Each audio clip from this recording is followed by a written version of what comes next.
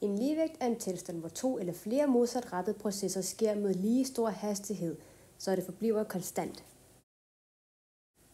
En katalysator er et stof, der øger hastigheden i en kemisk reaktion, selv uden at blive brugt. Meget smart. En normal temperatur har en langsom reaktion, mens en varm temperatur har en hurtig reaktion.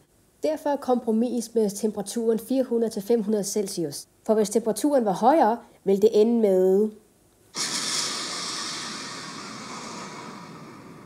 en eksplosion.